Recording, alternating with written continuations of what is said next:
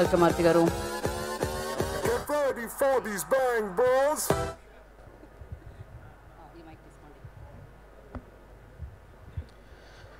Good evening everyone. Om Bheem Bush premiere అక్కడ మన త్రిబులియాలో చూసిన తర్వాత ఆ రోజు రాత్రి అంటే వైబ్ తెలిసిపోద్ది థియేటర్లో. నిజంగా అసలు థియేటర్ మొత్తం ఎంత ఎంజాయ్ చేశారంటే అంత ఎంజాయ్ చేశారు. నేను ఫస్ట్ ఈ సినిమా చూసినప్పుడు అనుకున్న వీళ్ళ ముగ్గురు కాంబినేషన్ కలపడమే ఇది సక్సెస్.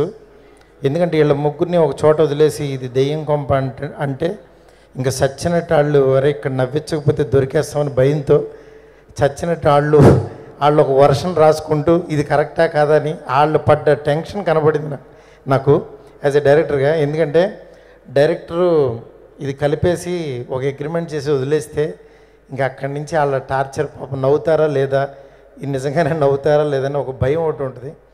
నిజంగా ఆ భయాన్ని చాలా సక్సెస్ఫుల్గా వీళ్ళ ముగ్గురు రాహుల్ రామకృష్ణ కానీ, దర్శి కానీ, విష్ణు, అసలు అందరూ శ్రీ విష్ణు అందరూ చాలా బాగా చేశారు. మెయిన్ వాళ్ళ సక్సెస్ డైరెక్టర్ అనుకున్న జోనర్ అయితే అతను తీసిన విధానం అయితే 50% వీళ్ళ ముగ్గురికి ఇవ్వాలి.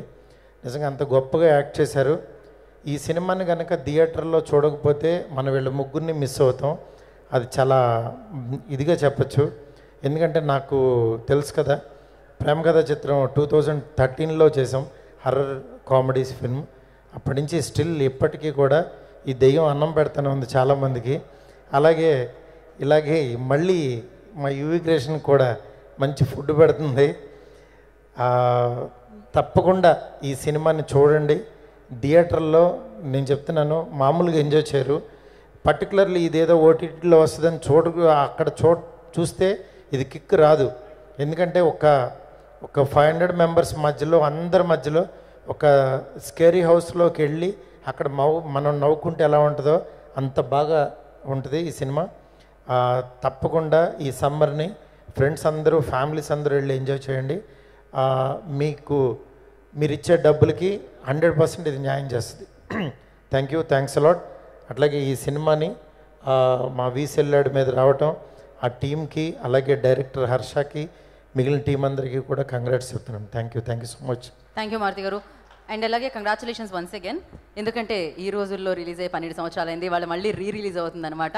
మళ్ళీ డబ్బులు ఇచ్చి మళ్ళీ చూడడానికి థియేటర్లో అందరూ రెడీగా ఉన్నారు అక్కడ.